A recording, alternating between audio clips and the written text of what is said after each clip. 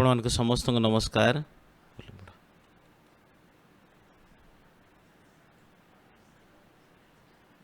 बहुत मत बहुत दुख लगुच सब कोयर जाक गीत गाइबा बंद करके तौक ओह्लैले आपण मैंने समस्त अधिक शुणा चाहते ना किंतु मु पलै आसिली प्रचार करने।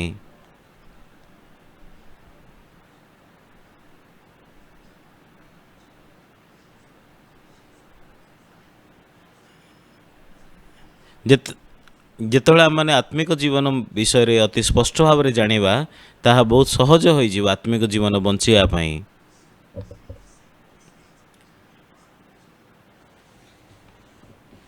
किंतु छलदायक शैतान से आम मान को बाइबल को बहुत भिन्न भाव में बुझापी दौची। किंतु जो आम मैंने वाक्य को पाई वाक्यर संगिनी वाक्य को जदि पाइबा जितेबाला आपण मैंने बाइबल अर्थ को मध्य आपण मैंने बुझिबे आत्मिक जीवन बहुत सहज हो। किंतु अधिकांश लोक मैंने से माने मनीषर भाव प्रवणता को लेकिन से माने ए प्रकार चिंता से प्रकार चिंता को धरिकी रखती एवं से माने बहुत जटिल हो जाती। से कारण पाई अधिकांश लोक मैंने आत्मिक जीवन में द्वंद्व बंचु अछंती।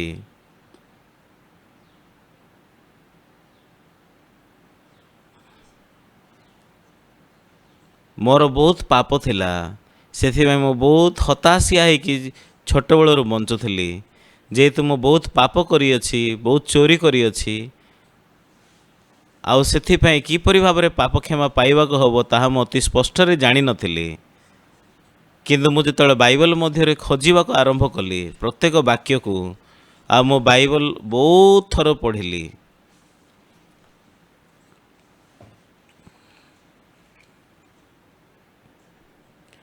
जितेबाला मु बाइबल पढ़िली सेतेबेलकु मु जहाँ चिंता करुँची एवं प्रभु जहाँ बाइबल रे देई अछंते ताहा मध्य बहुत बड़ फरक अच्छी। जितेबाला मु से स्तर को जाइकी पहुँचली सेतेबेलकु आत्मिक जीवन बहुत सहज हो गला आउ मु बहुत धन्यवादी मध्य हेली। आ थरे मु आंडंग को जाइथिली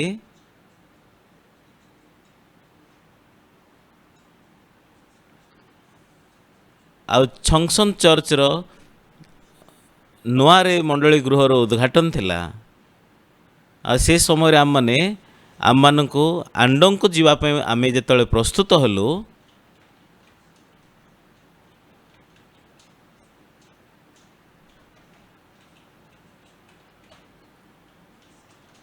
आउ जितेबाला मैंने आंडंग को जाऊलु सेतेबेलको पास्टर कहले पास्टर आपण दया करके से जगह रही पारिबे कि आंडंग को जीवा समय बाटरे से भौणी को घर पड़े से छनसंगरू आंडंग जीवा बाटरे हाईवेटा बहुत भल अच्छी। आउ जितेबाला मैंने हाईवे देकी गलु परे आम मैंने पहाड़िया रास्ता देकी जीवा को आरंभ कलु तो से भौणी तांको घर को नवापे आम सामने से गाड़ी चलाउथिले तांको पछे पछे आम मैंने गाड़ी चलाउथुलु। आउ से पहाड़िया रास्ता आउ से भौणी से पहाड़ को बहुत भल पाती आ से जड़े जड़े से जंगल पहाड़ भीतर को जाती आउ से स्वामी और स्त्री से माने दुई जन पर्वत रे पहाड़ उपरे रहूतिले से माने पहाड़ उपरे बाहा हेले आउ से माने ए प्रकार भाव रे पहाड़ उपरे से माने रहूतिले आ से बहुत उच्च पर्वत थिला। आ से स्थान रे से माने रही कि से माने एप्पल गछ लगेवा पे आरंभ कले आ से माने एप्पल चाष करुथिले एप्पल बगीचा थिला से मानकर। आ दिने तांको स्त्री आंडंग को आसिले सुसमाचार को शुणिकी से निजर समस्त पापरु क्षमा पाइले।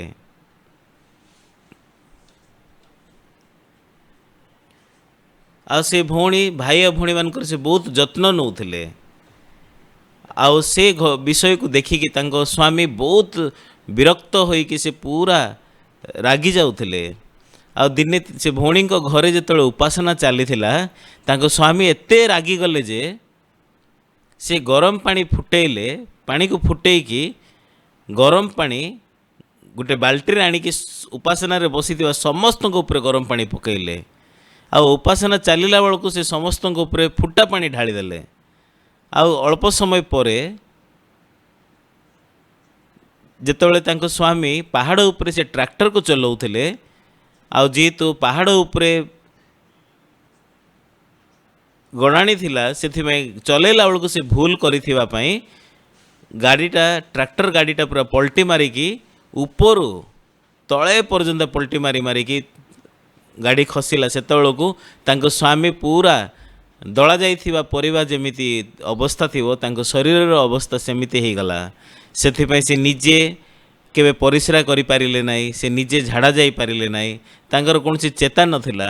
କିନ୍ତୁ ଦିନେ ସକାଳେ ଯେତେବେଳେ ତାଙ୍କ ସ୍ୱାମୀ ସ୍ତ୍ରୀ ପ୍ରାର୍ଥନା କରୁଥିଲେ, ସେତେବେଳକୁ ତାଙ୍କ ସ୍ୱାମୀ ତାଙ୍କ ସ୍ତ୍ରୀ ତାଙ୍କ ସ୍ୱାମୀଙ୍କୁ କହିଲେ ଯେ ସ୍ୱାମୀ, ଯଦି ତୁମେ ଜଣେ ରହିବ, ମୁଁ ଶୁଣିଲି ପାଷ୍ଟର ଓକ୍ସୋ ପାର୍କ ଛଙ୍ଗସଙ୍ଗକୁ ଆସୁଛନ୍ତି ଏ ଆଣ୍ଡଙ୍ଗ ବାଟ ଦେଇକି, ସେଥିପାଇଁ ହୋଇପାରେ ଯଦି ମୁଁ ଅନୁରୋଧ କରିବି ତାହେଲେ ପାଷ୍ଟର ପାର୍କ ଆମ ଘରକୁ ଆସିପାରନ୍ତି। ସେଥିପାଇଁ ତାଙ୍କ ସ୍ୱାମୀଙ୍କ ସହିତ ତାଙ୍କ ସ୍ୱାମୀଙ୍କୁ ସେ ଗାଧେଇ ଦେଇକି ଭଲରେ ଡ୍ରେସ୍ ପିନ୍ଧେଇ ଦେଇକି ସଫାସୁତୁରା କରିକି ସେ ଭଉଣୀ ଛଙ୍ଗସଙ୍ଗକୁ ଆସିଲେ। ଆଉ ସକାଳ 3ଟା ବେଳକୁ ଅପରାହ୍ନ 3ଟା ବେଳକୁ ଆମମାନଙ୍କର ଚର୍ଚ୍ଚ ଗୃହର ଉଦ୍ଘାଟନ ଥିଲା। ଆଉ ଯେତେବେଳେ ଆମେ ଆସୁଥିଲୁ ସେତେବେଳକୁ ଆଣ୍ଡଙ୍ଗ ଚର୍ଚ୍ଚର ପାଷ୍ଟର କହିଲେ, ପାଷ୍ଟର ଆମମାନେ ଗଲାବେଳକୁ ବାଟରେ ଭଉଣୀଙ୍କ ଘର ଅଛି, ଭଉଣୀଙ୍କ ଘରକୁ ଟିକେ ଯିବା। ସେଥିପାଇଁ ସେ ଭଉଣୀ ଆମ ସାମ୍ନାରେ ଗାଡ଼ି ଚଲାଇଲେ, ଆମେ ତାଙ୍କ ପଛେ ପଛେ ଗାଡ଼ି ଚଲାଇକି ଗଲୁ। ଆଉ ସେ ପାହାଡ଼ିଆ ରାସ୍ତା ପ୍ରକୃତରେ ବହୁତ ଉବଡ଼ ଖାବଡ଼ ଥିଲା। ଆଉ ସେଥିପାଇଁ ସାମ୍ନାରୁ ଯଦି ଗାଡ଼ି ଆସିବ ତାହେଲେ ଆପଣ ଆଉ ଯାଇପାରିବେ ନାହିଁ, ଏତେ ଛୋଟ ରାସ୍ତା ଥିଲା। ଆଉ ଆମେ ସେ ଭଉଣୀଙ୍କ ଘରକୁ ପାହାଡ଼ ଉପରେ ପହଞ୍ଚିଲୁ। ଆଉ ଯେତେବେଳେ ମୁଁ ତାଙ୍କ ସ୍ୱାମୀକୁ ଦେଖିଲି, ସେ ଘୁଞ୍ଚି ପାରୁନଥିଲେ ବା ହଲି ବି ପାରୁନଥିଲେ ଟିକେ। କିନ୍ତୁ ତାଙ୍କ ସ୍ୱାମୀଙ୍କର ହୃଦୟ ଏ ଘଟଣା ଦ୍ୱାରା, ଆକ୍ସିଡେଣ୍ଟ ଦ୍ୱାରା ସମ୍ପୂର୍ଣ୍ଣ ତାଙ୍କର ହୃଦୟ ଭାଙ୍ଗି ଯାଇଥିଲା। ସେଥିପାଇଁ ମଣିଷର ହୃଦୟ ବିଷୟରେ ସେ ଭାଇଙ୍କୁ ମୁଁ କହିବା ପାଇଁ ଆରମ୍ଭ କଲି। ଆଉ ଲମ୍ବା ସମୟ ପୂର୍ବରୁ କୋରିଆରେ ଲୋକମାନେ ସେମାନେ ଜୁଆ ଖେଳୁଥିଲେ। ଆଉ ସେଥିପାଇଁ ସେ ଜାଗାରେ ପଖତ ଜୁଆରୀମାନେ ଯେଉଁମାନେ ଭଲରେ ସେମାନେ ଜୁଆ ଖେଳୁଛନ୍ତି। ଆଉ ଗାଁରେ ଶୀତ ଦିନରେ ଯେହେତୁ ସେମାନେ ଚାଷ କରିସାରିଲା ପରେ ଆଉ ତାଙ୍କର କିଛି କାମ ନାହିଁ, ସେଥିପାଇଁ ସେମାନେ କ'ଣ କରନ୍ତି, ସେମାନେ ବ୍ୟାଙ୍କରୁ ଟଙ୍କା ଆଣନ୍ତି ଆଉ ସେମାନେ ଜୁଆ ଖେଳନ୍ତି। ଏବଂ ଏ ଲୋକମାନେ ଜୁଆ ଖେଳିବାରେ ଏତେ ପଖତ ଯେ, ଆଉ କୋରିଆରେ ଆମମାନଙ୍କର ସେ ତାସର 48ଟା କାର୍ଡ଼ ଅଛି।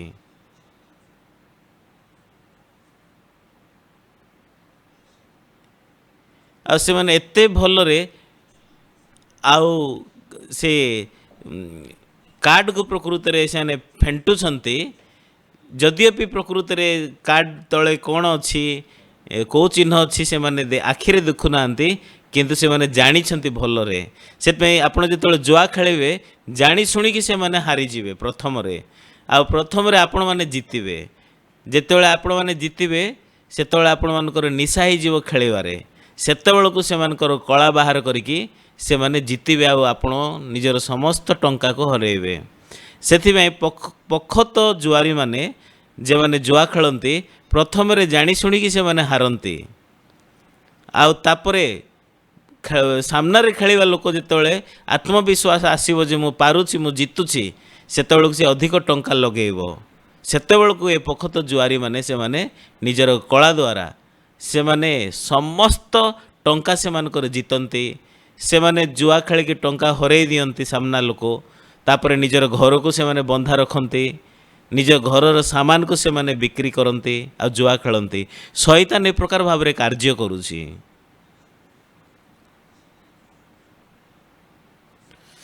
ସେଥିପାଇଁ ଆମମାନେ ଯେତେବେଳେ ଆତ୍ମିକ ଜୀବନ ବିଷୟରେ କଥାବାର୍ତ୍ତା କରୁଅଛୁ, ଆତ୍ମିକ ଜୀବନର ସବୁଠାରୁ ବଡ଼ ସମସ୍ୟା ହେଉଛି, ଯଦି ଆପଣମାନେ ଦେଖିବେ ଏ ସ୍ଥାନରେ, ଆପଣମାନେ ଦେଖନ୍ତୁ ଯାତ୍ରା ପୁସ୍ତକ 19 ପର୍ବର 5 ପଦ।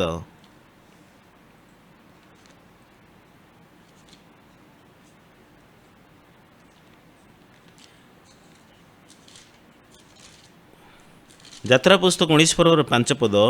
ଏବେ ତୁମ୍ଭେମାନେ ଯେବେ ଆମ୍ଭ ରବରେ ମନୋଯୋଗ କରିବ ଓ ଆମ୍ଭ ନିୟମ ପାଳନ କରିବ, ତେବେ ତୁମ୍ଭେମାନେ ସମସ୍ତ ଲୋକଙ୍କ ଅପେକ୍ଷା ଆମ ନିଜର ସଞ୍ଚିତ ଧନ ହେବ, କାରଣ ସମସ୍ତ ପୃଥିବୀ ଆମ୍ଭର। 6 ପଦ, ପୁଣି ତୁମ୍ଭେ ଆମ୍ଭ ନିମନ୍ତେ ଯାଜକମାନଙ୍କର ଏକ ରାଜକୀୟ ବଂଶ, ପବିତ୍ର ଗୋଷ୍ଠୀ ହେବ। ଏହିସବୁ କଥା ତୁମେ ଇସ୍ରାଏଲ ସନ୍ତାନ ଗଣକୁ କୁହ। ସେଥିପାଇଁ ଯେଉଁ ଲୋକମାନେ ଜୁଆ ଖେଳୁଛନ୍ତି, ପୋଖତ ଜୁଆରୀମାନେ, ଯେତେବେଳେ ଥରେ ସେମାନେ ଜିତନ୍ତି, ତାପରେ ସେମାନଙ୍କର ଆତ୍ମବିଶ୍ୱାସ ଆସେ, କିନ୍ତୁ ସେମାନଙ୍କର ଚିନ୍ତା ସେମାନଙ୍କୁ ଠକିଥାଏ। ସେ ଚିନ୍ତା କ'ଣ କୁହେ? ମୁଁ ଜିତୁଛି, ମୁଁ ଜିତିବି। ଆତ୍ମିକ ଜୀବନରେ ଚିନ୍ତା ମଧ୍ୟ ସମାନ ସେହି ପ୍ରକାର ଭାବରେ। ଯଦି ଆପଣମାନେ ପରମେଶ୍ୱରଙ୍କର ବ୍ୟବସ୍ଥା, ବାକ୍ୟକୁ ଯଦି ଆଜ୍ଞାକୁ ପାଳନ କରିବା ପାଇଁ ଯଦି ଚେଷ୍ଟା କରିବେ, ଅତି ସ୍ପଷ୍ଟ ଭାବରେ, ଅତି ସ୍ପଷ୍ଟ ଯେ ଆମେ କେବେ ପାଳନ କରିପାରିବା ନାହିଁ। ସେଥିପାଇଁ ଏ ବିଷୟରେ ମୁଁ ଅଧିକାଂଶ ଥର ଲୋକମାନଙ୍କୁ କହିଥାଏ। ମୋର ନାତୁଣୀ ସେ ରାଷ୍ଟ୍ରପତିଙ୍କ ଠାରୁ ପୁରସ୍କାର ପାଇଥିଲେ ଆମେରିକାରେ।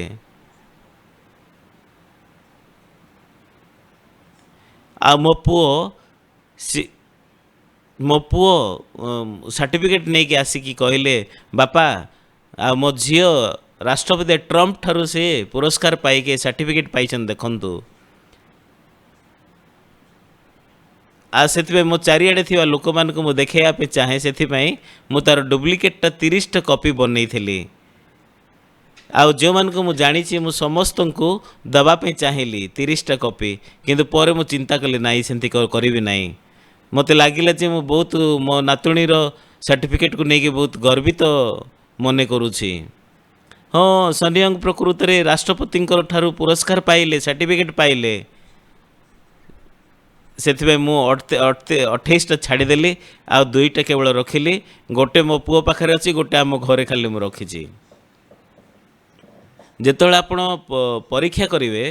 ପରୀକ୍ଷା ଦେବେ, ଯେକୌଣସି ପରୀକ୍ଷା ହେଉନା କାହିଁକି, ଆପଣ ଯଦି ପାଠ ପଢ଼ିଛନ୍ତି, ପୂର୍ବରୁ ମଧ୍ୟ ଏ ବିଷୟରେ ମୁଁ ଆପଣମାନଙ୍କୁ କହିଅଛି।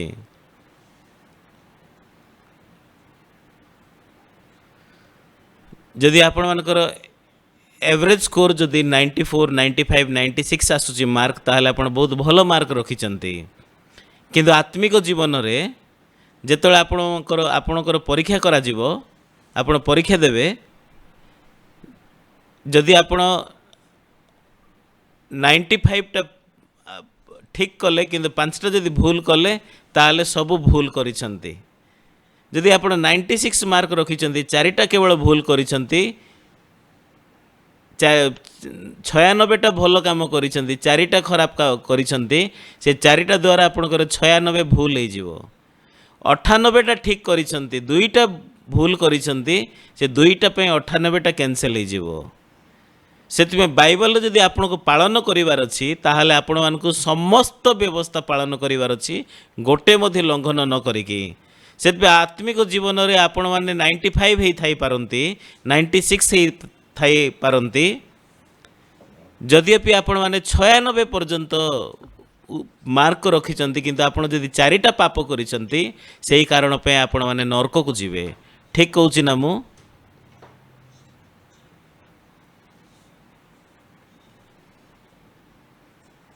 सेथिपे स्कूल रे जदि आपण टेस्ट रे जदि 96 मार्क रखिचंती, आपण बहुत भलो स्टूडेंट स्कूल रे। आत्मिक जीवन रे जेतळे आपण 96 मार्क रखिबे, आपण को लागिबो मु बहुत भलो बंचुची, किंतु ईश्वर को व्यवस्था सम्मुख रे आपण जणे लोक 96 मार्क रखितिले भी नरक को जिवे। सेथिपई ए घटना को नेकी, ए विषय को नेकी जदि आम चिंता करिबा, आमे अल्प जदि अधिक चिंता करिबा गभीर भावरे, आत्मिक जीवन होची बहुत सहज। ए स्थान रे आपण माने देखंतु कोन प्रभु कहू अछंती वाक्य रे, यात्रा पुस्तक 19 पर्वर 5 पद। एबे तुम्भे माने जेबे आंभ रोबरे मनोयोग करिवो ओ आंभ नियम पालन करिवो, तेबे तुम्भे माने समस्त लोकंक अपेक्षा आम निजर संचित धन हब, कारण समस्त पृथ्वी आंभर। 6 पद, पुणी तुम्भे माने आंभ निमंते याजक मानकर एक राजकीय वंश और एक पवित्र गोष्ठी हब। यही सब कथा तुम्हें इस्राएल संतान गण को कुह।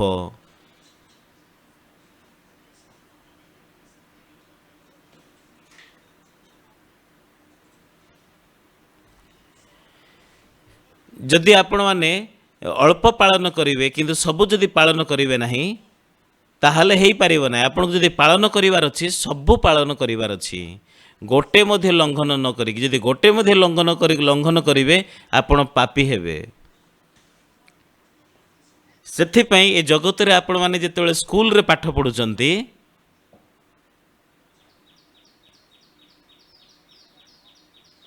ଆପଣ ଯଦି ପରୀକ୍ଷା ଦେଲେ ଆଉ ଆପଣ 96 ମାର୍କ ରଖିଲେ, ଆପଣ ସ୍କୁଲରେ ବହୁତ ଭଲ ମାର୍କ ରଖିଛନ୍ତି ସ୍କୁଲରେ, କିନ୍ତୁ ଆତ୍ମିକ ଜୀବନରେ 95ଟା ଠିକ୍ କଲେ, କିନ୍ତୁ ଆପଣ ଯଦି ଥରେ ବ୍ୟଭିଚାର କଲେ, ଥରେ ଚୋରି କଲେ, ଥରେ ମିଛ କହିଲେ, ତାହେଲେ କ'ଣ ତାହା ଉତ୍ତମ ଆତ୍ମିକ ଜୀବନ କି? ଆପଣ 95ଟା ଠିକ୍ କରିଛନ୍ତି କିନ୍ତୁ 5ଟା ଭୁଲ କରିଛନ୍ତି, ତାହେଲେ ଆପଣଙ୍କର 95 କେବେ ମଧ୍ୟ ଗଣିତ ହେବ ନାହିଁ। ଯେତେବେଳେ ଆମମାନେ ସେ ମାପଦଣ୍ଡକୁ ଦେଖିବା, ଆମମାନେ କ'ଣ ସକ୍ଷମ କି ପ୍ରଭୁଙ୍କର ବ୍ୟବସ୍ଥାକୁ ପାଳନ କରିବା ପାଇଁ? ନାଇଁ।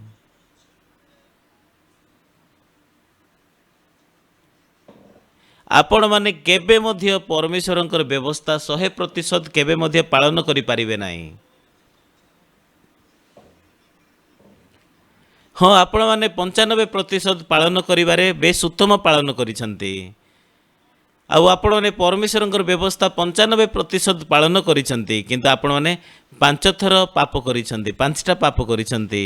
ଧରି ନିଅନ୍ତୁ ଆପଣ 2 ଥର ଚୋରି କଲେ, ତାହେଲେ କ'ଣ ବ୍ୟବସ୍ଥା ଭଲରେ ପାଳନ କଲେ କି? ଆପଣ ଧରି ନିଅନ୍ତୁ ମିଛ କହିଲେ, ତାହେଲେ କ'ଣ ବ୍ୟବସ୍ଥା ଭଲରେ ପାଳନ କରିଛନ୍ତି କି? ହଁ, ମୁଁ 95 ଥରଟା ମୁଁ ଭଲ କରିଛି, କିନ୍ତୁ ଥରେ ମିଛ କହିଲି, ଥରେ ଚୋରି କଲି, ଥରେ ବ୍ୟଭିଚାର କଲି, ଥରେ ରାଗିଲି, ଥରେ ଲୋଭ କଲି, ତାହା କ'ଣ?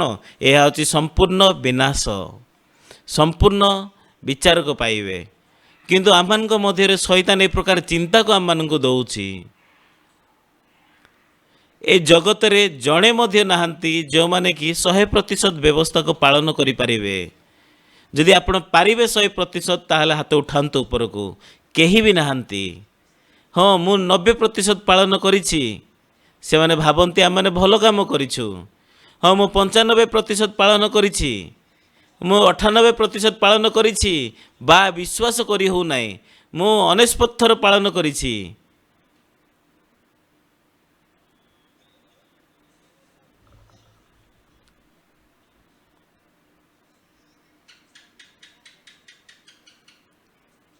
ଆଉ ଯେତେବେଳେ ଜଗତର ମାପଦଣ୍ଡ ଅନୁସାରେ ଆପଣ ଦେଖିବେ ଆତ୍ମିକ ଜୀବନକୁ, ଆପଣଙ୍କୁ ଲାଗିବ ଆପଣ ଭଲରେ ଜୀବନ କାଟୁଛନ୍ତି, କିନ୍ତୁ ବାଇବଲର ମାପଦଣ୍ଡ ଅନୁସାରେ ଯଦି ଦେଖିବେ, ତାହେଲେ ଆପଣ ଯେତେ ବି ଭଲରେ କରନ୍ତୁ ନା କାହିଁକି, ଯେତେ ମଧ୍ୟ ଭଲରେ ବ୍ୟବସ୍ଥା ପାଳନ କରନ୍ତୁ ନା କାହିଁକି, ଆପଣମାନେ କେବଳ ଅଭିଶପ୍ତ ହେବେ। ଆପଣମାନେ ବୁଝିପାରିଲେ?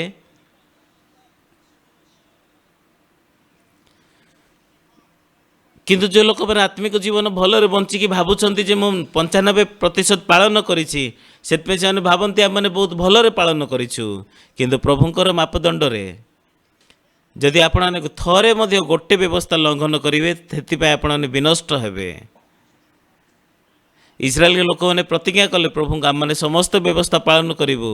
କାହିଁକି ସେମାନେ ପ୍ରତିଜ୍ଞା ଦେଲେ, ଶପଥ ଦେଲେ ଆମେ ପାଳନ କରିବୁ? ଯେହେତୁ ସେମାନେ ଜାଗତିକ ମାପଦଣ୍ଡକୁ ନେଇକି, ପ୍ରଣାଳୀକୁ ନେଇକି ପ୍ରଭୁଙ୍କର ବାକ୍ୟ ସହିତ ସହମତ ହେଲେ। କିନ୍ତୁ ମୋଶା ଯେତେବେଳେ 2ଟା ପ୍ରସ୍ତର ପଟାକୁ ଧରିକି ତଳକୁ ଓହ୍ଲେଇଲେ, ଯେତେବେଳେ ମୋଶା ସିନାଇ ପର୍ବତରୁ ପ୍ରସ୍ତର ପଟାକୁ ଧରିକି ବ୍ୟବସ୍ଥାର ତଳକୁ ଓହ୍ଲେଇକି ଆସିଲେ ସିନାଇ ପର୍ବତରୁ, କିନ୍ତୁ ଲୋକମାନଙ୍କ ମଧ୍ୟରୁ ସେ ସମୟରେ ଶବ୍ଦ ଉଠୁଥିଲା। ସେତେବେଳକୁ ଝିଅ କହିଲେ ଛାଉଣିରେ ସେ ଜାଗାରେ ଶବ୍ଦ ଆସୁଛି, ଯୁଦ୍ଧର ଶବ୍ଦ। କିନ୍ତୁ ମୋଶା କ'ଣ କହିଲେ ଜାଣିଛନ୍ତି?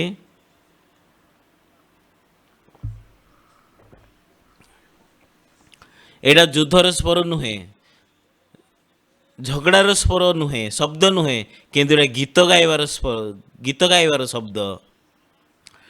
ଯେହେତୁ ମୋଶା ସିନାଇ ପର୍ବତରେ 40 ଦିନ ଧରିକି ଥିଲେ, ସେମାନେ ଭାବିଲେ ମୋଶା ବର୍ତ୍ତମାନ ମରିଯାଇଥିବେ। ସବୁଠାରୁ ଗୁରୁତ୍ୱପୂର୍ଣ୍ଣ ବିଷୟ ହେଉଛି ମୋଶାଙ୍କର ବଡ଼ ଭାଇ ହାରଣ, ଯଦି ସେ ମୋଶା ମରିଯାଇଛନ୍ତି, ବର୍ତ୍ତମାନ ସେ ଇସ୍ରାଏଲ ଲୋକମାନଙ୍କୁ କଢ଼େଇକି ନେବାକୁ ପଡ଼ିବ। କି ଇସ୍ରାଏଲି ଲୋକମାନେ ଯେଉଁମାନେ ସଦାବେଳେ ବିଦ୍ରୋହୀ ମାନଙ୍କୁ କିପରି ଭାବରେ କଢ଼େଇକି ନେବେ? से बर्तमान 40 दिन धरिकी से पर्वत अच्छी कौन सी खाद्य न खाई एपर्यंत से मरी जाइथिबे आ बर्तमान मु इस्राएलियों मान को कढ़े की नबार अच्छी से हारण चिंता कले चलो आम मैंने मिसर को फेरी जावा से जगह चलो आम शिकार करवा से जगह चलो आम मैंने चाष करवा किंतु हारण कर आत्मविश्वास नथिला से कढ़े की नहीं पारिबा पई से भाविले से जगह कौन सी मशा नहांती समस्त इस्राएल लोक मानकर हृदय को एकत्र करने आ किपरि भाव में मुझे हृदय को संग्रह करी हाँ मु ढला बाछुरी सुनार तैयारी करी आमने सुनार बाछुरी को लक्ष्य करके आम मैंने बंचवा हाँ आम चारिआडे एकत्र होकर कहवा ये ढला बाछुरी आम मानू मिसर देशर बाहर करके आनी से कारण पर शिल्पास्त्र रे से एक छांच प्रस्तुत करी ढला बाछुरी निर्माण कले आ सुनार बाछुरी तैयारी करिया कारण पाई आपण जानिछंती केते लोक मरिले 3000 लोक माने से दिन मरिले मरा पड़िले बहुत पाप पाई नहीं किंतु गोटे पाप पाई गोटे व्यवस्था लंघन करने से 3000 लोक मरा पड़िले आ लोक मैंने व्यवस्था प्रत्येक रविवार दिन से मैंने घोषुंट पालन करने आपण मानकर चर्च रे घोषुना कि आपण मानकर चर्च रे शिक्षा दौना कि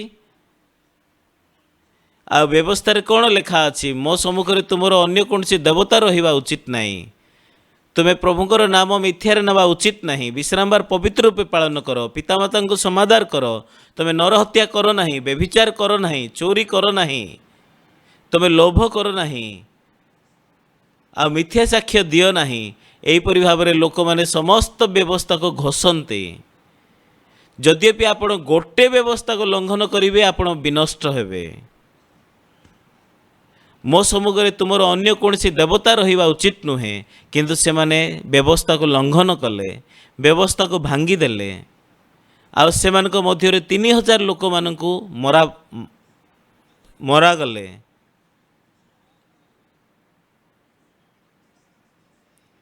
तो आम मैंने अति स्पष्ट भाव में कौन कहि परिबा आम्भ मानक मध्य आपण 95 मार्क रखिपारे ना 96 मार्क को रखिपारे आपण मैंने 97 मार्क को रखिपारे किंतु केही मध्य नाहंती जणे मध्य नाहंती जे कि संपूर्ण समस्त व्यवस्था को पालन करिपारिबे आपण सहमत अछंती कि जणे मध्य नाहंती समस्त व्यवस्था पालन करिया पई आपण जेते भलरे चेष्टा करंतु ना काहेकि आपण थरे मिछ कहले समस्त व्यवस्था लंघन कले जदि आपण कौन सी स्त्री को देखिकी कामकता भाव में दृष्टिपात करिसंती मने मने व्यभिचार करि सारिसंती सेथिपई एहा आमनको कौन जणाए परमेश्वर बाइबल रे आमनको कहि अछंती आ समस्त पृथ्वी होची आंभर यात्रा पुस्तक 19 पर्वर 5 पद एवं तुम्हें मैंने जेबे आंभ रोबरे मनोजोग करिवो आंभ नियम पालन करिवो तेबे तुम्हें मैंने समस्त लोकों अपेक्षा आंभर निजर संचित धन हबो कारण समस्त पृथ्वी आंभर जेतेबेले आम चक्षु द्वारा अति स्पष्ट भाव में देखा किपरि भाव में प्रभु सम्मुख में आम समस्त पालन करिपारिबा एहा होची मूर्खामी आम समस्ते कदर्य लोक मैंने आमने किपरि भाव में प्रभुंकर पवित्र व्यवस्था को पालन करिपारिबा आमने अक्षम सेथिबा आमने पालन करिपारिबा नाही आ बाध्य होई मु पाप करूची मु जणे मंद मु जणे कदर्य से जगह कौन सी रास्ता ने व्यवस्था को पालन करिया पई हे प्रभु क्षमा कर दया कर प्रभु तुमर दया अनुग्रह मते दियो प्रभु चाहती एई प्रकार भाव में मनीष प्रभु सम्मुख को आसू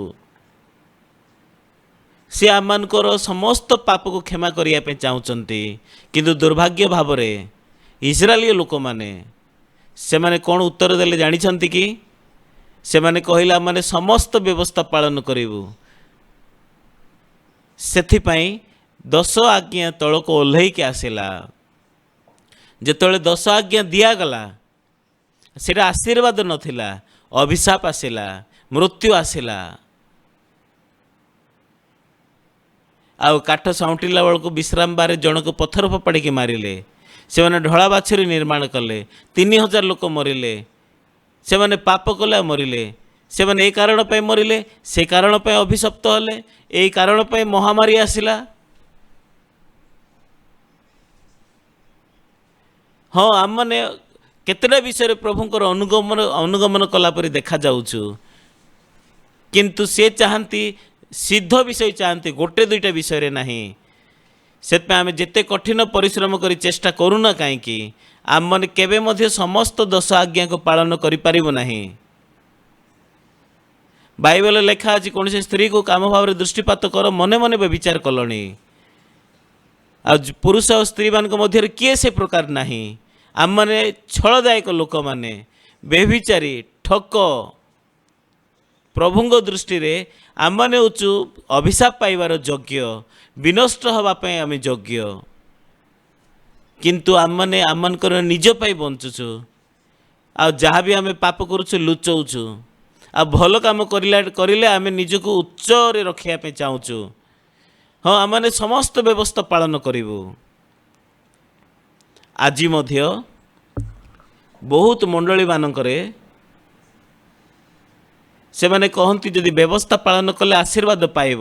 ହଁ, ଆପଣ ଆଶୀର୍ବାଦ ପାଇବେ, ସିଦ୍ଧ ଭାବରେ ପାଳନ କଲେ ଆଶୀର୍ବାଦ ପାଇବେ।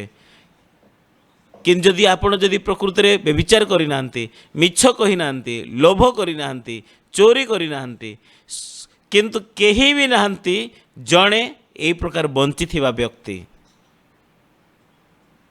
ସେଥିପାଇଁ ବ୍ୟବସ୍ଥା ପାଳନ କରିବା ପାଇଁ ଏହା ହେଉଛି ଅସମ୍ଭବ, ତାହା ଭୁଲ, ଏହା ଆପଣମାନଙ୍କ ଜୀବନର ଅଭିଶାପ ଆଣିଥାଏ। ସେଥିପାଇଁ ପ୍ରଭୁ ସେଦିନ ଠାରୁ ଯେତେବେଳେ ବ୍ୟବସ୍ଥା ଏ ଜଗତକୁ ଆସିଲା,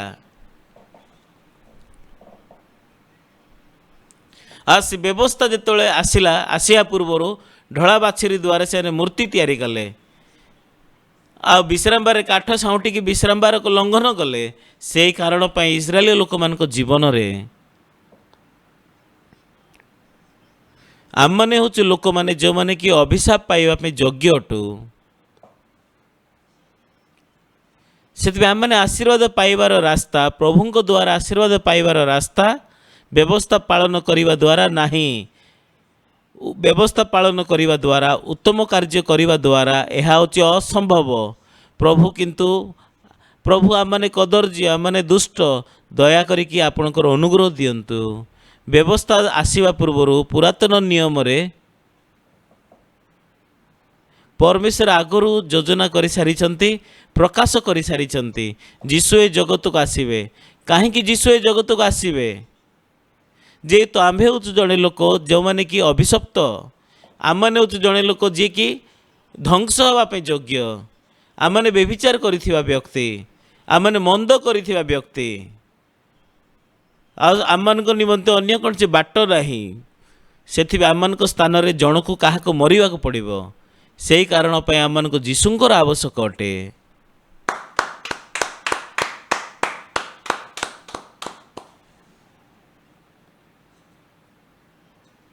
ଲୁକ ପୁସ୍ତକ 10 ପର୍ବରେ ସେ ଜାଗାରେ ବ୍ୟବସ୍ଥା ଶାସ୍ତ୍ରଜ୍ଞ ଅଛନ୍ତି। ହେ ଗୁରୁ, ଅନନ୍ତ ଜୀବନର ଅଧିକାରୀ ହେବା ନିମନ୍ତେ କେଉଁ ସତ୍କର୍ମ କରିବି? ସେତେବେଳକୁ ମୁଁ ପଚାରିଥାନ୍ତି ତାଙ୍କୁ, ତମର କ'ଣ ଉତ୍ତମତା ଅଛି? କେଉଁ ବିଷୟରେ ତମେ ଉତ୍ତମ କରିଛ? ତମେ କୁହ, କେଉଁ ବିଷୟ ଭଲରେ କରିଛ? ତମେ ବ୍ୟବସ୍ଥା ପାଳନ କରିପାରିବ ନାହିଁ। ହେ ସତ୍ଗୁରୁ, କେଉଁ ସତ୍କର୍ମ କଲେ ମୁଁ ଅନନ୍ତ ଜୀବନର ଅଧିକାରୀ ହେବି? ଆମମାନେ ବ୍ୟବସ୍ଥା ପାଳନ କରିବା, ଆମମାନେ ଉତ୍ତମ କାର୍ଯ୍ୟ କରିବା। ଯେତେବେଳେ ଆମମାନେ ତାହା କରୁଛୁ, ହଁ, ଆପଣମାନେ 90% କରିପାରିବେ, ଆଉ ଆପଣ 80% କରିପାରିବେ, 70% କରିପାରିବେ, କିନ୍ତୁ ଆପଣମାନେ 100% କରିପାରିବେ ନାହିଁ। ସେଥିପାଇଁ ଆପଣମାନେ ଯେତେବେଳେ ବ୍ୟବସ୍ଥା ସମ୍ମୁଖକୁ ଆସିବେ, ସମସ୍ତେ ଅଭିଶପ୍ତ ହେବେ, ସମସ୍ତଙ୍କୁ ନରକକୁ ଯିବାକୁ ପଡ଼ିବ, ସମସ୍ତେ ପ୍ରକୃତରେ ବିନଷ୍ଟ ହେବେ। ଯଦି ଆମେ ନିଜକୁ ଅତି ସ୍ପଷ୍ଟ ଭାବରେ ଯଦି ଜାଣନ୍ତୁ, ତାହେଲେ ଆମମାନେ କୁହନ୍ତୁ, ପ୍ରଭୁ, ଆମମାନେ ଆଦମଙ୍କର ବଂଶଧର, ସତ ଜ୍ଞାନଦାୟକ ବୃକ୍ଷର ଫଳ ଆମମାନଙ୍କର ହୃଦୟରେ କାର୍ଯ୍ୟ କରୁଛି। ଆମମାନେ ଉତ୍ତମ କରିବା ପାଇଁ ଚାହୁଁଛୁ, କିନ୍ତୁ ଆମେ ଅକ୍ଷମ ପ୍ରଭୁ, ଆମମାନେ ମନ୍ଦ, ଆମମାନେ କଦର୍ଯ୍ୟ।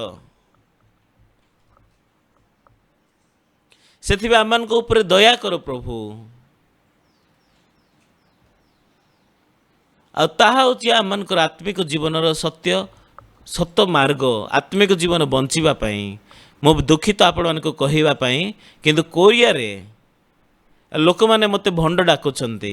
କାହିଁକି? କାରଣ କ'ଣ? ସେମାନେ କହୁଛନ୍ତି ମୁଁ ପ୍ରଚାର କରୁଛି ବ୍ୟବସ୍ଥା ନ ପାଳନ କଲେ ବି ଚଳିବ। ମୁଁ ସେମିତି କହି ନାହିଁ, ମୁଁ କହିଛି ଆମେ କେବେ ପାଳନ କରିପାରିବ ନାହିଁ। ପାଳନ କର ନାହିଁ, ତୁମେ ପାଳନ କରିପାରିବ ନାହିଁ, ତା ଭିତରେ ଫରକ ଅଛି। ମୁଁ ପାଳନ କର ନାହିଁ କହି ନାହିଁ, କିନ୍ତୁ ମୁଁ କହିଛି କେହି ମଧ୍ୟ ସକ୍ଷମ ନୁହନ୍ତି ପାଳନ କରିବା ପାଇଁ। ସେଥିପାଇଁ ଯେଉଁମାନେ ବ୍ୟବସ୍ଥାର ଅଧୀନରେ ଅଛନ୍ତି ସେମାନେ ଅଭିଶାପର ଅଧୀନରେ ଅଛନ୍ତି। ଯେକୌଣସି ସ୍ଥାନକୁ ବ୍ୟବସ୍ଥା କଲା ସମସ୍ତେ ଅଭିଶପ୍ତ ହେଲେ। ସେଥିପାଇଁ ପରମେଶ୍ୱର ସେ 10 ଆଜ୍ଞାକୁ ନେଲେ। ସେ ପ୍ରକୃତରେ ମନ୍ଦିର ସମ୍ମୁଖରେ 10 ଆଜ୍ଞାକୁ ପ୍ରଭୁ ରଖିନାହାନ୍ତି, ଡିସପ୍ଲେ କରିନାହାନ୍ତି, କିନ୍ତୁ ପରମେଶ୍ୱର ବ୍ୟବସ୍ଥା ଦେଲେ ତା ସିନ୍ଧୁକ ଭିତରେ ଭର୍ତ୍ତି କରିବା ପାଇଁ ଦେଲେ। ଆଉ ଦୂତମାନେ, କିରୁବମାନେ ସେ ବ୍ୟବସ୍ଥାକୁ ସିନ୍ଧୁକରେ ଘୋଡ଼େଇକି ରଖିଲେ। ତୁମେ ଦେଖ ନାହିଁ, ଦେଖିଲେ ତୁମେ ମରିବ, କିନ୍ତୁ ତୁମକୁ ପ୍ରଭୁଙ୍କର ଅନୁଗ୍ରହକୁ ପାଇବାକୁ ହେବ। ହାଲେଲୁୟା।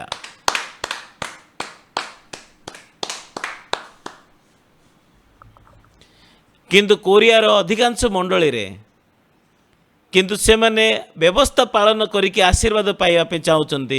ପ୍ରଭୁ ମୁଁ ବ୍ୟବସ୍ଥା ଲଙ୍ଘନ କଲି, କ୍ଷମା କର, ମୁଁ ପାପ କଲି, କିନ୍ତୁ ଏଥର ପାଳନ କରିବି, ଏଥର ମୁଁ ପାଳନ କରିବି, ମୁଁ ବହୁତ ଦୁଃଖିତ, ଏଥର ପାଳନ କରିବି।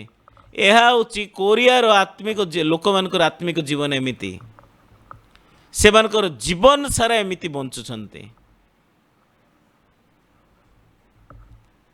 କାହିଁକି ପରମେଶ୍ୱର ବ୍ୟବସ୍ଥାକୁ ତୁମେ ଅନାଅ ନାହିଁ କହିଲେ?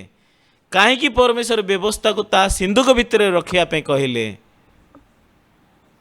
ଯେତେବେଳେ ବେତ୍‌ଶେମେଶର ଲୋକମାନେ ନିୟମ ସିନ୍ଧୁକ ଖୋଲିକି ଦେଖିବା ପାଇଁ ଚେଷ୍ଟା କଲେ ବ୍ୟବସ୍ଥାକୁ, 50,000 70 ଲୋକ ମରିଲେ।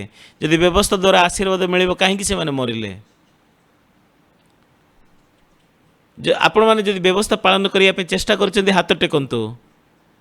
ଆପଣ ଚେଷ୍ଟା କରିଛନ୍ତି ନା କରିନାହାନ୍ତି ବ୍ୟବସ୍ଥା ପାଳନ କରିବା ପାଇଁ? ମୁଁ ଆପଣଙ୍କୁ ପଚାରିବା ପାଇଁ ଚାହେଁ, ଆପଣମାନଙ୍କର ମାର୍କ କେତେ ଥିଲା? ବ୍ୟବସ୍ଥା ପାଳନ କରିବା ଦ୍ୱାରା ଆପଣ କେତେ ମାର୍କ ପାଇଲେ? 20, 18?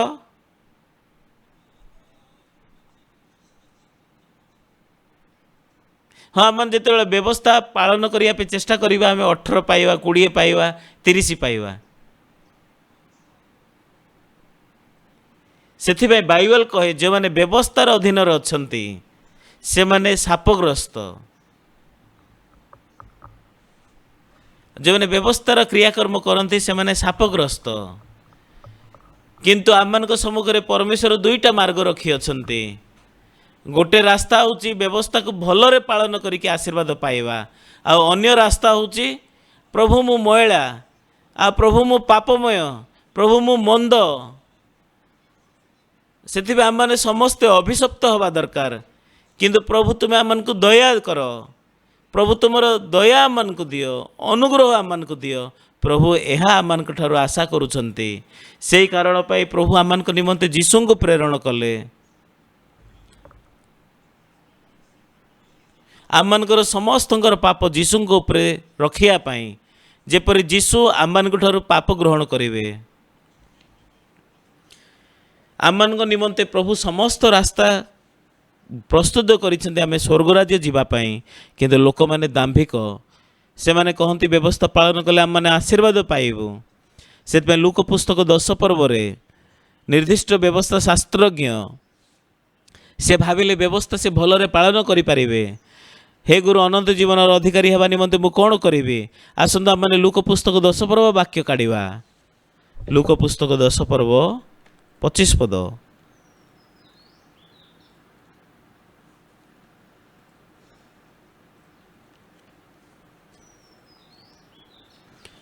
ଆସନ୍ତୁ ଆମମାନେ ଲୁକ ପୁସ୍ତକ 10 ପର୍ବ ବାକ୍ୟ ବାଇବଲରୁ କାଢ଼ିବା।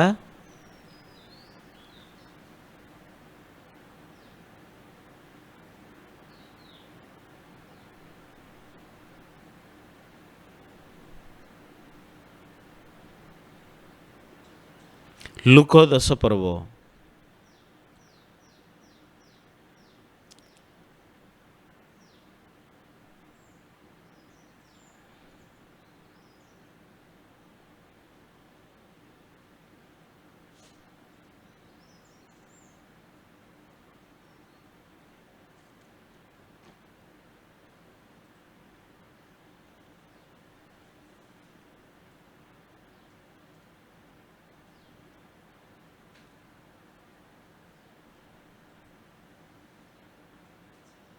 ଆଗ୍ରହ କରିଥିଲେ ଭଲ ହୁଅନ୍ତା।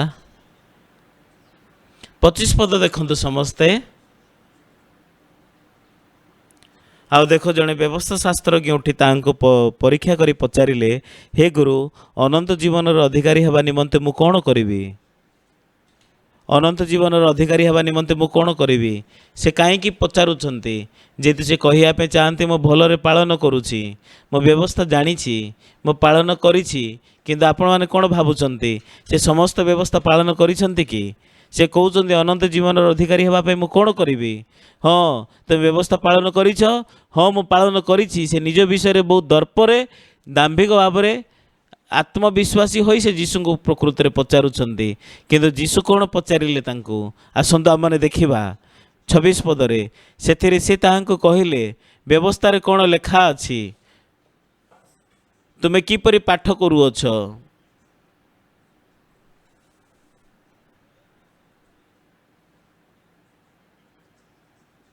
ଏ ସ୍ଥାନରେ ଆମମାନେ ଦୁଇଟା ରାସ୍ତାରେ ବୁଝିପାରିବା। ହଁ, ମୁଁ ବ୍ୟବସ୍ଥା ଲଙ୍ଘନ କରିଛି, କିନ୍ତୁ ଯଦି ମୁଁ କଠିନ ପରିଶ୍ରମ କରି ଚେଷ୍ଟା କରିବି ମୁଁ ପାଳନ କରିପାରିବି। ହଁ, ମୁଁ ଅଳ୍ପ ଭୁଲ କରିଛି, ଅଳ୍ପ ପରିଶ୍ରମ କଲେ ପାରିବି। ଆପଣ ସେମିତି ଅନୁଭବ କରିପାରିବେ, ସେମିତି ଚିନ୍ତା ଆସିବ। କିନ୍ତୁ ଯେଉଁମାନେ ଭାବନ୍ତି ଆମେ ପାଳନ କରିବା ପାଇଁ ଚେଷ୍ଟା କଲେ ପାଳନ କରିକି ଆଶୀର୍ବାଦ ପାଇବୁ, ତାହେଲେ ସେମାନେ ସମସ୍ତେ ବ୍ୟବସ୍ଥାର ଅଧୀନରେ ଅଛନ୍ତି, ଅଭିଶପ୍ତ ହେବେ। ଏହା ବାଇବଲ ଆମମାନଙ୍କୁ କହିବା ପାଇଁ ଚାହୁଁଛି। ଆଉ ଯେତେବେଳେ ପରମେଶ୍ୱର ଇସ୍ରାଏଲ ଲୋକମାନଙ୍କୁ କହିଛନ୍ତି ତୁମେ ପାଳନ କଲେ ଆଶୀର୍ବାଦ କରିବି, କିନ୍ତୁ ସେମାନେ କହିବା ଦରକାର, ପ୍ରଭୁ ମୋ ଭିତରେ କାମକତା ହୃଦୟ ଅଛି, ମୋ ଭିତରେ ମିଛ ଅଛି, ଆଉ ମୋ ଭିତରେ କାମକତା ହୃଦୟ ପରିପୂର୍ଣ୍ଣ ହେଇଛି, ମୁଁ ପାଳନ କରିବା ପାଇଁ ଅକ୍ଷମ। ପ୍ରଭୁ ଦୟାକର, ନହେଲେ ମୋର ଅନ୍ୟ କୌଣସି ବାଟ ନାହିଁ, ମୋର ଆଶା ନାହିଁ। ଏହା ପ୍ରଭୁ ସେମାନଙ୍କ ଠାରୁ ଆବଶ୍ୟକ କରୁଥିଲେ। ସେଥିପାଇଁ ପରମେଶ୍ୱର ଆମମାନଙ୍କ ନିମନ୍ତେ ଯୀଶୁଙ୍କୁ ପ୍ରସ୍ତୁତ କରିଅଛନ୍ତି। ସେହି କାରଣ ନିମନ୍ତେ ପରମେଶ୍ୱର ଯୀଶୁଙ୍କୁ ଏ ଜଗତକୁ ପଠାଇଲେ। ଯୀଶୁ ସମସ୍ତଙ୍କର ପାପକୁ ବହନ କରିକି କ୍ରୁଶରେ କ୍ରୁଶାର୍ପିତ ହେଲେ, ଲୋକଙ୍କର ପାପକୁ କ୍ଷମା କରିବା ପାଇଁ। କିନ୍ତୁ ଲୋକମାନେ ବହୁତ ଦାମ୍ଭିକ। ଫାରୁସି ଆଉ ଶାସ୍ତ୍ରୀମାନେ ବ୍ୟଭିଚାର କର୍ମରେ ଧୃତ ଜଣେ ସ୍ତ୍ରୀ ଲୋକକୁ ଘେନି ଆସିଲେ। ମଶା ଏହିପରି ଲୋକମାନଙ୍କୁ ପଥର ଫୋପାଡ଼ିକି ମାରିବା ପାଇଁ ଆମମାନଙ୍କୁ ଆଜ୍ଞା ଦେଇଅଛନ୍ତି, କିନ୍ତୁ ଆପଣ କ'ଣ କହୁଅଛନ୍ତି? ସେତେବେଳେ ଯୀଶୁ କ'ଣ କହିଲେ ସେମାନଙ୍କୁ? ହଁ, ତୁମମାନଙ୍କ ମଧ୍ୟରେ ଯିଏ ନିଷ୍ପାପୀ ସେ ତାହାକୁ ପ୍ରଥମରେ ପଥର ଫୋପାଡ଼ୁ। କ'ଣ ସେମାନଙ୍କ ମଧ୍ୟରେ କିଏ ଥିଲେ କି ସେମାନଙ୍କୁ ପଥର ଫୋପାଡ଼ିକି ମାରିବା ପାଇଁ? ହଁ, ସେମାନେ ହେଉଛନ୍ତି ବ୍ୟଭିଚାର କର୍ମରେ ଧୃତା ସ୍ତ୍ରୀ ଲୋକ ପରି ସେମାନେ ସମାନ। ସେମାନେ ମଧ୍ୟ ଜଣେ ଲୋକ ଯେଉଁମାନେ କି କୌଣସି ବ୍ୟବସ୍ଥା ପାଳନ କରିନଥିଲେ, କିନ୍ତୁ ନିଜର ବିବେକ ଦ୍ୱାରା ଦଣ୍ଡାଜ୍ଞା ପାଇ ଦୋଷୀକୃତ ହୋଇ ପୂର୍ବରୁ ସେମାନେ ଦର୍ପ କରୁଥିଲେ ଆମମାନେ ବ୍ୟବସ୍ଥା ପାଳନ କରିଛୁ, ସେଥିପାଇଁ ସେମାନେ ସ୍ତ୍ରୀ ଲୋକଙ୍କୁ ପଥର ଫୋପାଡ଼ିକି ମାରିବା ପାଇଁ ଚାହୁଁଥିଲେ। କିନ୍ତୁ ମୁଁ ଯେତେବେଳେ ଜେରେମିୟା ପୁସ୍ତକ ପଢ଼ିଲି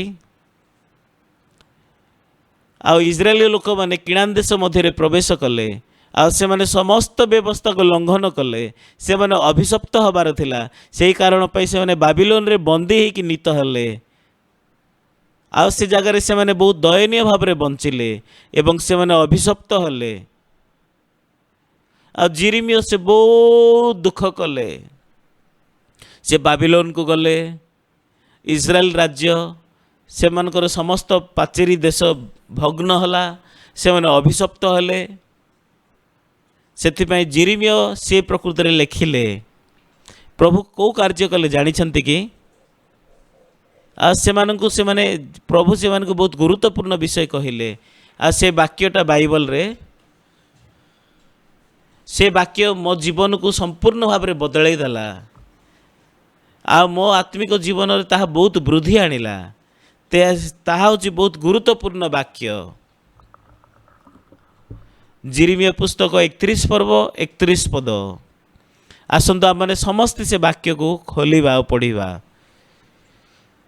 समस्त देखंतु जिरिमिया 31 पर्व 31 पद कौन लेखा अच्छी स्थान रे सदाप्रभु कहती कौन लेखा अच्छी सदाप्रभु कहती देख जो समय आम इस्राएल वंश और जिहुदा वंश सहित एक नूतन नियम स्थापन करवा एपरी समय आसुअछि काहींकी काहींकी जेतु प्रथम नियम व्यवस्था यदि आपण पालन करेंगे आशीर्वाद पाइबे लंघन करेंगे अभिशप्त हेबे जड़े मध्य नांती जे माने कि पालन कले से माने समस्ते अभिशप्त हबार थिला। सेथिपाई परमेश्वर जेतु इस्राएल लोक मैंने कहले आम पालन करने दरकार आम व्यवस्था दि जाइए किंतु से मध्य केही मध्य नांती पालन करने से जीशु को प्रेरण कले जीशु आम पाप को बहन कले से आम पाप को बहन कले जीशु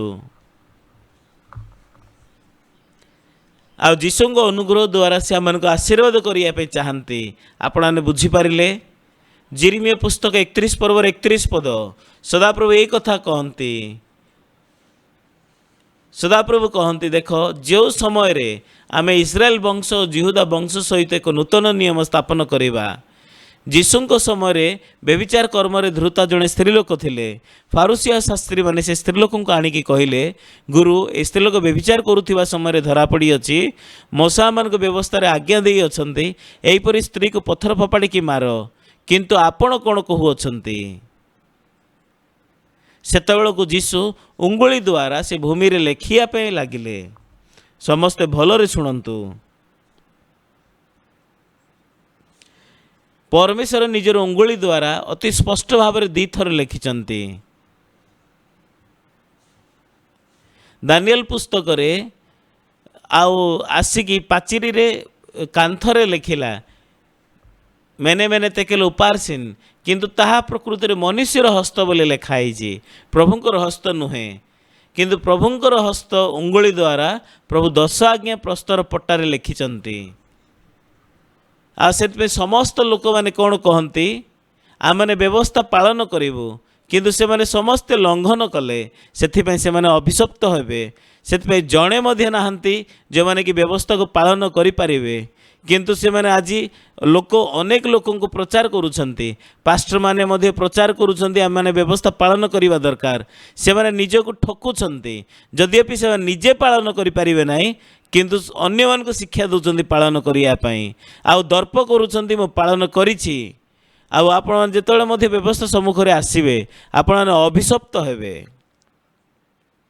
से ही कारण पाई प्रभु जिरिमिया 31 पर्व 31 पदे कहउछंती सदाप्रभु कहती देख जो समय आम इस्राएल वंश और जिहुदा वंश सहित एक नूतन नियम स्थापन करवा प्रथम व्यवस्था प्रथम नियम प्रभु निजर उंगुली द्वारा ताहा होची 10 आज्ञा लिखिथिले प्रस्तर पट्टारे आ द्वितीय थर जीशु ख्रीस्ट निजर उंगुली द्वारा से भूमि रे लिखुचंती ताहा होची अनुग्रहर व्यवस्था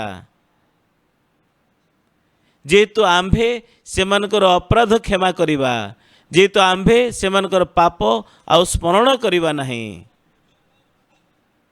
सेथिपाई व्यवस्थार अधीन रे आम माने समस्ते अभिशप्त हबार थिला आम माने समस्ते विनष्ट हबार थिला बुझिपारिले आमेन। आ किछि लोक माने से माने मते कहंती आम माने जेतले पास्टर्स मीटिंग करूथिलु मत जड़े पचारे प्रभु जदि जानी मनीष पापरे पड़ो मनीष कहीं तैयारी कले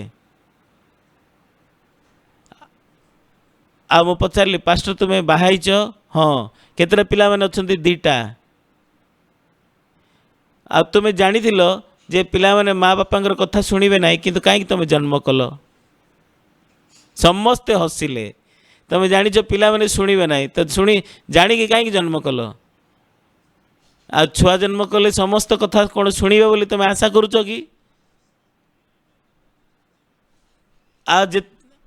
जिते पिला छोट अच्छा लात मारुंट हाथ हलाउंट आ बहुत दाम्भिक व्यवहार देखा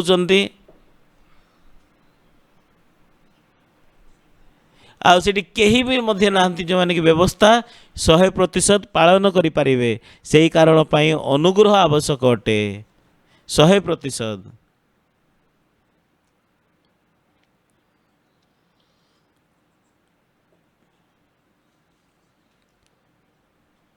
जो माने प्रथम व्यवस्था को पालन करिया पई सहमत थिले से माने समस्त लंघन कले।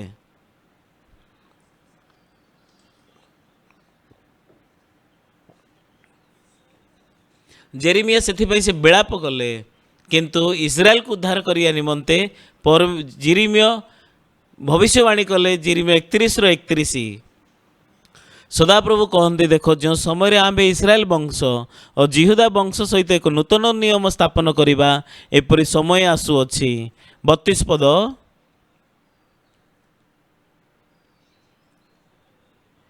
मिस्र देशरू सेमानकर पितृपुरुष को बाहर करी आनिवा निमंते आम्भे सेमानक हस्त धरिवा दिन सेमानक सहित आम्भर कृत नियम अनुसार नुहे। प्रभु मिस्र देश इस्राएल लोक मान बाहर करके आनिले सिनय प्रांतर पहुँचिले मूसा को सिनय पर्वत डाकिले जदि तुम्हें व्यवस्था पालन करिब ताहाले मु तुमको आशीर्वाद करी तुम्हें संचित धन हम जाजकीय वंश हम समस्ते कहले अंगीकार करके आम पालन करूँ किंतु समस्ते लंघन कले अभिशप्त हेले अभिशाप पाइले आईपरी भाव से माने बंदी होई नीत हेले किंतु परमेश्वर जेरेमिया भविष्य वक्ता द्वारा आ से प्रकृति वर्तमान कहू अच्छे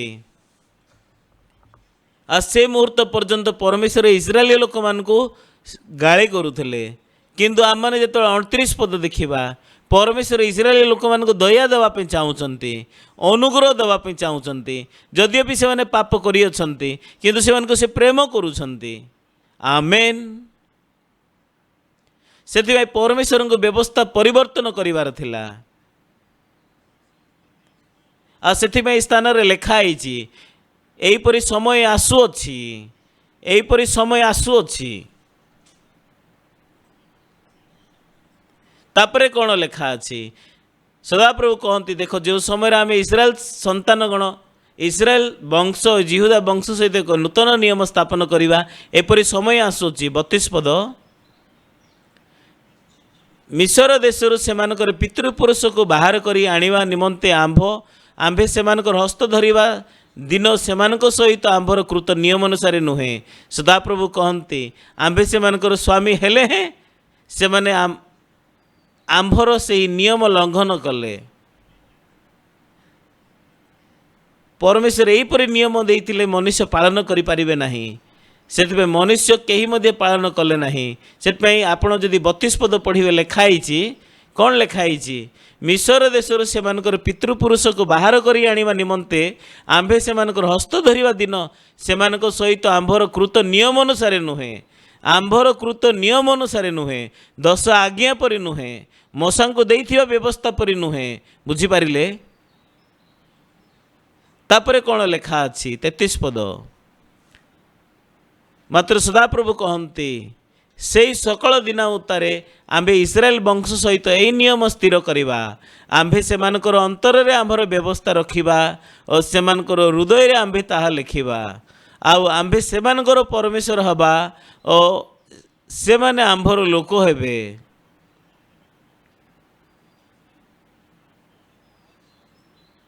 चौतीस पद पुणी तुम्हें माने परमेश्वर को ज्ञात हुओ बोली कहीं से माने प्रत्येक अपना अपना प्रतिभा शिखिय प्रत्येक अपना अपना भ्राता को आओ शिक्षा देवे नहीं कारण सदाप्रभु कहती से क्षुद्रतम ठारू महत्व पर्यंत समस्ते आम्भ को ज्ञात हेबे जेहेतु आम्भे से अपराध क्षमा करवा और से पाप आम्भे स्मरण करवा नहीं। यह हूँ नूतन नियम यह हूँ नूतन नियम कहीं आम को दि जाइए आ जेहेतु प्रथम व्यवस्था द्वारा समस्त लोक मैंने अभिशप्त हेबे कि जेहेतु आम्भे से अपराध क्षमा करवा और से पाप आम्भे और स्मरण करवा नहीं। यह हूँ जिरिमियंकर वाक्य प्रभु जिरिमियों को देले जीशु पर्यंत आसवा पर्यंत से जीशु जो जगत को आसिले बेविचारिणी स्त्री बेविचार कर्म धरा जाइथिले पुरातन नियम द्वारा से पत्थर माड़ खाई मरबार थिला किंतु व्यवस्था को परिवर्तन करिवार अछि तांको उद्धार करिया पई तो किपरि भाव ताहा घटी पारिबो। जिरिमिया पुस्तक 31 पर्वर 34 पद जेहेतु आम्भे से पाप क्षमा करिबा जेहेतु आम्भे से अपराध क्षमा करिबा और से पाप आम्भे आ स्मरण करिबा नहीं सदाप्रभु कहती से जीशु को जगत रे प्रेरण कले जीशु पाई से मोर पाप निमंते समस्त वेतन को पाइले जेहेतु जीशु आम समस्त पाप क्षमा करि मु धार्मिक एपरि नुहे जे मु धार्मिक थिली किंतु से मते धार्मिक कले मोर समस्त पाप जीशु को देकी मोर पापर समस्त दंड जीशु पाइले से मोर पाप को समाप्त कले से कारण पे आम मैंने आशीर्वाद प्राप्त अटू आम मैंने व्यवस्था पालन करने द्वारा आशीर्वाद प्राप्त नुहे। मो बहुत दुखित मो दर्प कला भाया देखा जाउची मु 100 थर 110 थर बाइबल पढ़ी तापर आ गणी ना मु आ प्रभुंकर हृदय को बाइबल पढ़िया पे आरंभ कली मो परी जड़े पापी व्यवस्था अधीन रे अभिशप्त अटे किंतु जीशु मो पर अपना दया ढाली देइछंती। डकायत मान हाबुड़ी पड़ा व्यक्तिर कहानी से पचारे व्यवस्था शास्त्रज्ञ पचारे मोर प्रतिवासी किए तो मोर प्रतिवासी किए से मुहूर्त जीशु ख्रीस्ट अर्थ कौन मु मोर प्रतिवासी को प्रेम करी लूक 10 पर्व जड़े निर्दिष्ट व्यक्ति जेरुसलेम जिरिया को जाऊले डकायत मान हाबुड़ी पड़े आ डकायत माने ताहार लुगा छड़े नहीं ताकू दरमर अवस्था पकईले जड़े जाजक तांको पचारे जाजक किए से देखिले व्यवस्था डकायत मान हाबुड़ी पड़ा व्यक्ति को आउ जदि मुझे लोक को उद्धार करी मो प्रति कौन घटव से धाईकी पलैले लेवीय धाईकी पलैले सम्मिलनी आसिले सम्मिलनी आसिकी उद्धार कले से जगार निर्दिष्ट सम्मिलनीय जिते से यात्रा कले से जिते आसिले आउ देखिले 33 पद देखंतु किंतु जड़े सम्मिलनीय पथिक ताहा निकट को आसी ताहाको देखि दयारे विगलित हेले एवं पाखक जाई ताहार क्षत सब तैल द्राक्षरस ढाळे से सब बांधिदेले। द्राक्षरस जे द्राक्षरस जेहेतु से जगह द्राक्षरस हूँ आल्कोहोल आउ आपण को जिते हाथ कटि जाइए आल्कोहोल देकी ताहाको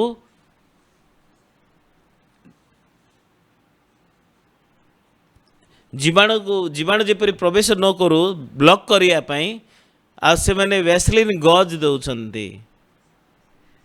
आ बाहर जीवाणु भूताणु को प्रवेश करने बाधा दे थाए आपण ट्रीटमेंट नहीं सारिला परे यह हूँ ऑइंटमेंट ब्लॉक कला परी वैसलीन परी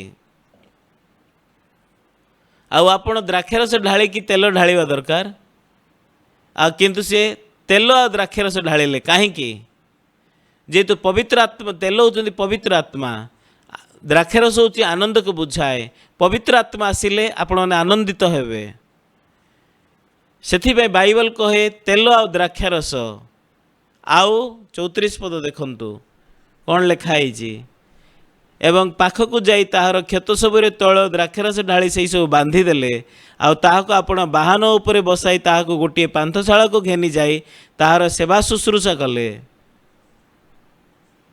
तो यार दिन से 2टी टंका बाहर करी पांथशालार कर्ता को दे कहले यार सेवा शुश्रूषा कर ଆଉ ଯାହା କିଛି ଅଧିକ ଖର୍ଚ୍ଚ କରିବ ତାହା ମୁଁ ବାହୁଡ଼ି ଆସିବା ସମୟରେ ତୁମକୁ ପରିଶୋଧ କରିବି।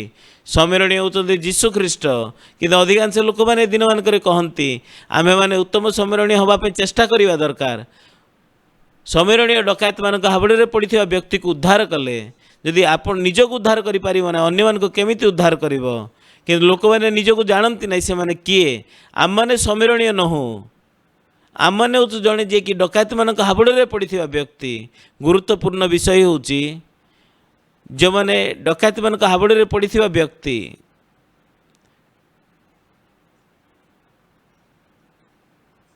ଆଉ ସେ ହେଉଛନ୍ତି 100% ଉତ୍ତମ ସମ୍ମିଳନୀଙ୍କ ଦ୍ୱାରା ଉଦ୍ଧାର ପାଇଲେ। ଉତ୍ତମ ସମ୍ମିଳନୀ ଯେତେବେଳେ ସେ ଯାତ୍ରା କରୁଥିଲେ, ଯେତେବେଳେ ଦୟାରେ ବିଗଳିତ ହେଲେ ଦେଖିକି ଏବଂ ପାଖକୁ ଯାଇ ତାହାର କ୍ଷତ ସବୁରେ ତୈଳ ଢାଳିଲେ, କିନ୍ତୁ ଜଣେ ସମ୍ମିଳନୀ ପଥିକ ତା ନିକଟକୁ ଆସି ତାହାକୁ ଦେଖି ଦୟାରେ ବିଗଳିତ ହେଲେ। ସେ ଆପଣ ବାହନ ଉପରେ ବସାଇଲେ, ପାନ୍ଥଶାଳାକୁ ଘେନିଗଲେ, ତାଙ୍କର ଯତ୍ନ କଲେ, ତାଙ୍କର ସେବା ଶୁଶ୍ରୂଷା କଲେ। ସେଥିପାଇଁ 38 ବର୍ଷର ପକ୍ଷାଘାତୀ ରୋଗୀ ଉଦ୍ଧାର ପାଇବା ନିମନ୍ତେ କ'ଣ କରିଛନ୍ତି? କିଛି ନାହିଁ। ଡକାୟତମାନଙ୍କ ହାବୁଡ଼ରେ ପଡ଼ିଥିବା ବ୍ୟକ୍ତି କ'ଣ କରିଛନ୍ତି? କିଛି ନାହିଁ। ପରିତ୍ରାଣ 100% ଯୀଶୁଙ୍କ କାର୍ଯ୍ୟ ଦ୍ୱାରା, ଏହା କେବଳ ଯୀଶୁଙ୍କ ଦ୍ୱାରା ସାଧନ ହୋଇଥାଏ। ଆଉ ସେଥିପାଇଁ ଯୀଶୁ ଆପଣଙ୍କ ପାଇଁ ସମସ୍ତ ବିଷୟ କରିଛନ୍ତି। ସେ ଆପଣଙ୍କ ନିକଟକୁ ଆସିଛନ୍ତି, ଆପଣଙ୍କ ଦୟାରେ ବିଗଳିତ ହୋଇଛନ୍ତି। ତେଲ ଦ୍ରାକ୍ଷାରସ ଢାଳିକି ସେ ଆପଣଙ୍କୁ ପ୍ରକୃତରେ ପବିତ୍ର ଆତ୍ମା ଆନନ୍ଦ ଦେଇଅଛନ୍ତି। ଆଉ ଆପଣ ବାହନ ଉପରେ ବସାଇ, ସେଥିପାଇଁ ଯୀଶୁଙ୍କ ଆସନରେ ଆମମାନେ ବସିଅଛୁ। ସେ ଆମମାନଙ୍କୁ କଢ଼େଇ ନେଉଅଛନ୍ତି। ଆଉ ପାନ୍ଥଶାଳାର କର୍ତ୍ତାଙ୍କୁ ସେ କହୁଛନ୍ତି ତାଙ୍କର ସେବା ଶୁଶ୍ରୂଷା କରିବା ପାଇଁ, ତାଙ୍କର ଯତ୍ନ ନେବା ପାଇଁ।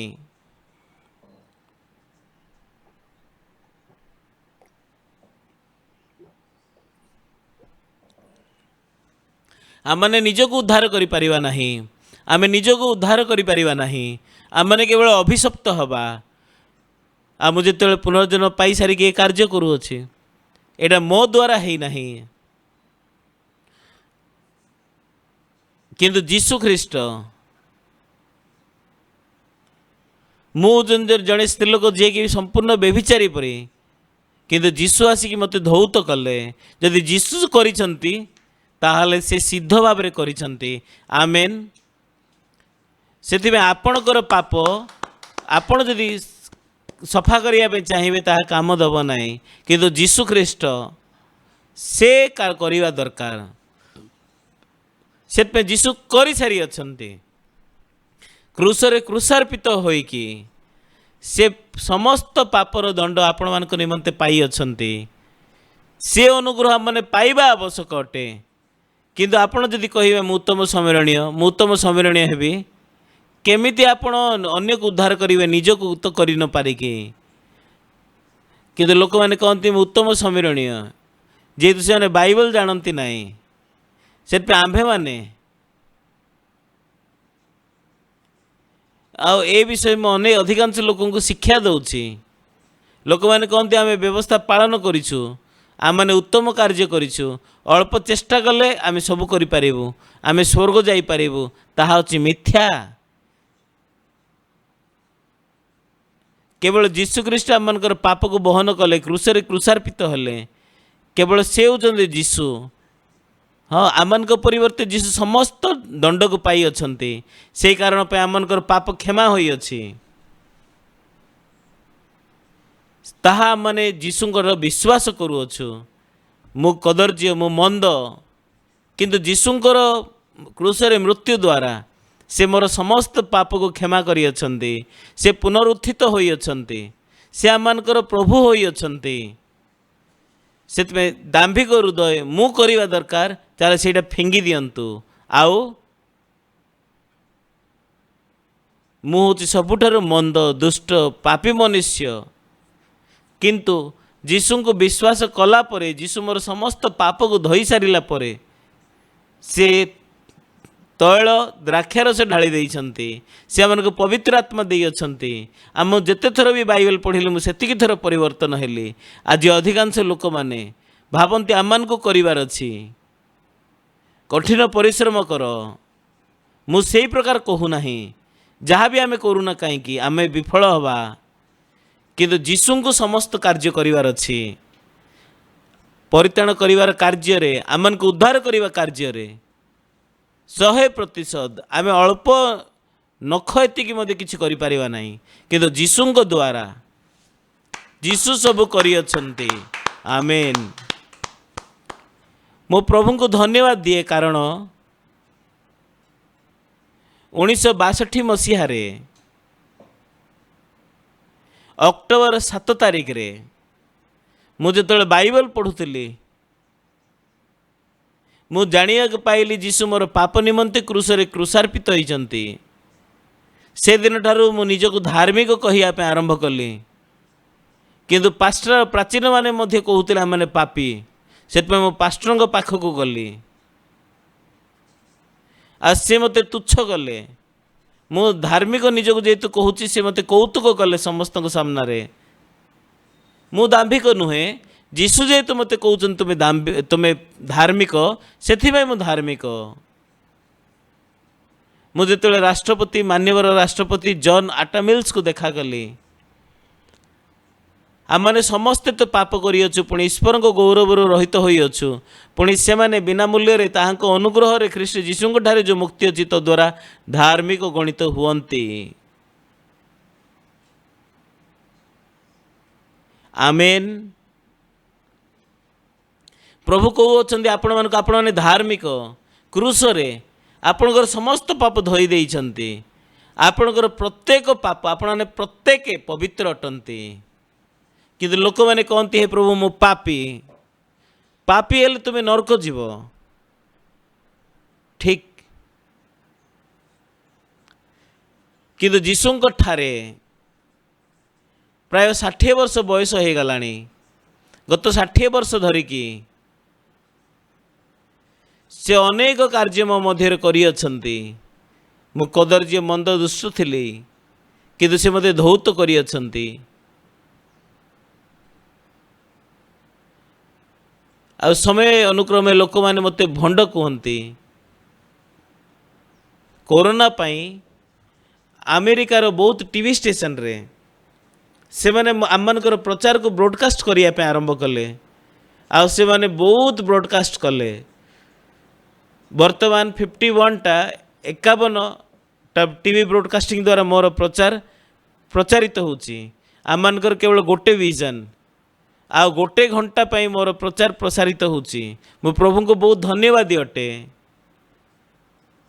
आ बहुत टीवी स्टेशन अच्छे, आ जदि भी आम कौन से टंका पाई नाहंती, किंतु आम मानकर प्रचार को प्रसारण करुछंती।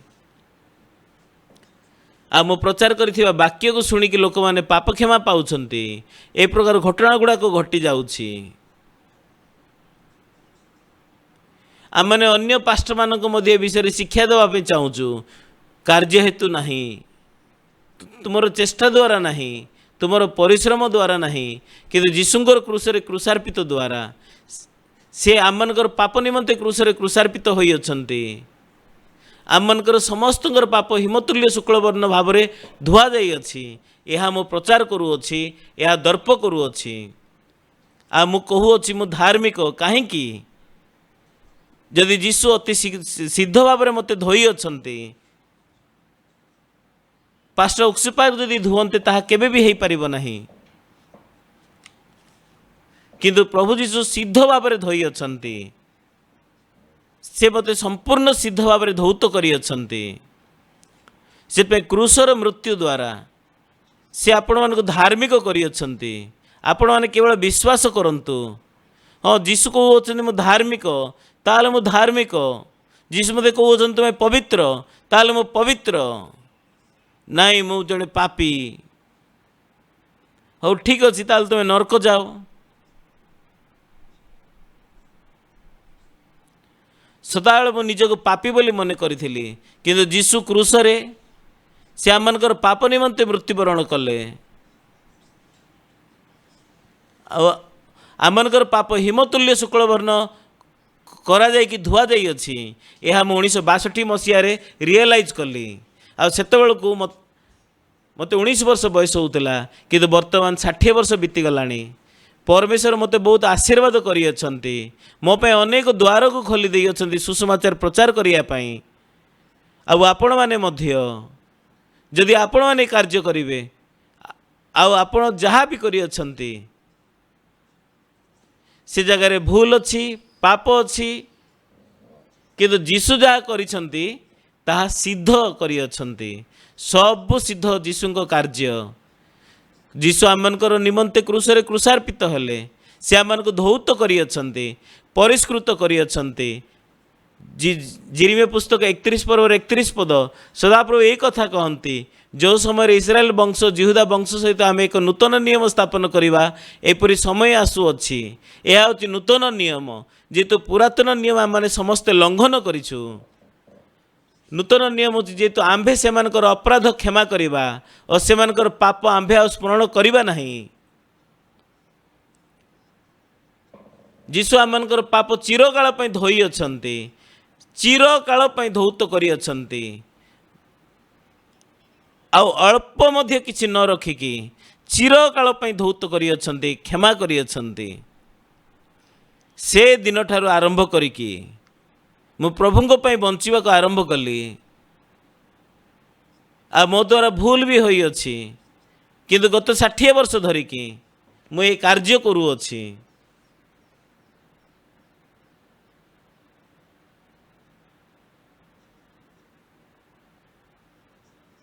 तापर 1976 मसीह मु मिशनरी स्कूल को आरंभ कली।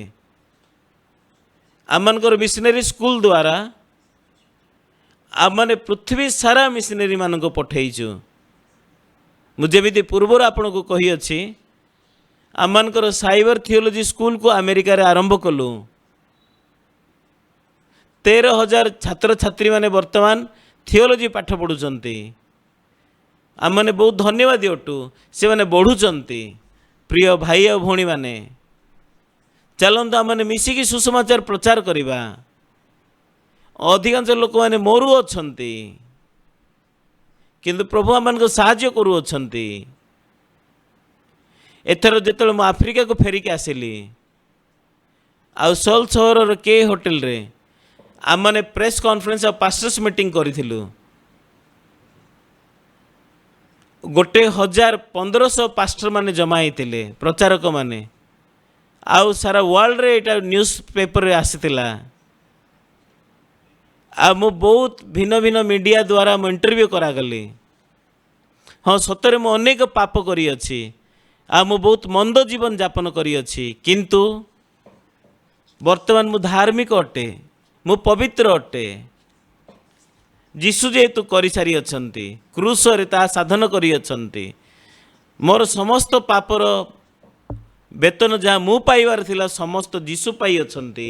आपण मानक सहित मध्य समान से आपण को धार्मिक करी अछंती। आपण धार्मिक होई अछंती कि आपण व्यवस्था पालन करिवार धार्मिक हले ना।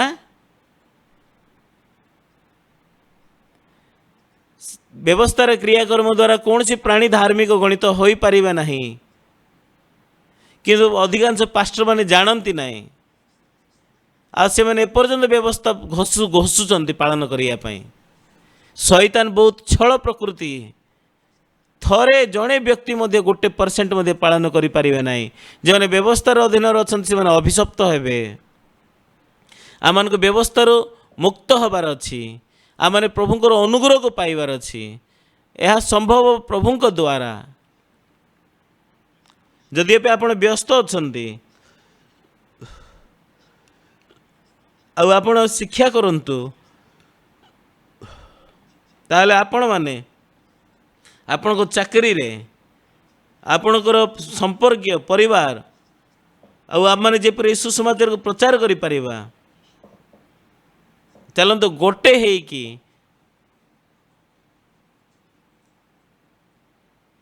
जो लोक मैंने कि जानती नहीं व्यवस्था पालन करने चेष्टा करुँचे से देखिले बहुत दुख लगुच किंतु केही मध्य नांती जो मैंने कि सिद्ध भाव में व्यवस्था पालन करें।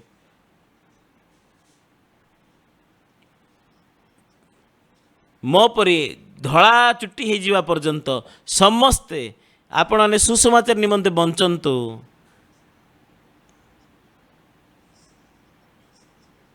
ଆଉ ଆମମାନେ ଖ୍ରୀଷ୍ଟଙ୍କର ଗୌରବମୟ ଆସନରେ ସମସ୍ତେ ସ୍ୱର୍ଗରେ ବସିବା।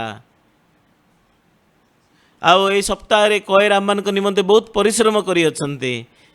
ଆଉ ସମସ୍ତେ ଯେ କେହି ମଧ୍ୟ ଆପଣମାନେ ସାହାଯ୍ୟ କରିଅଛନ୍ତି।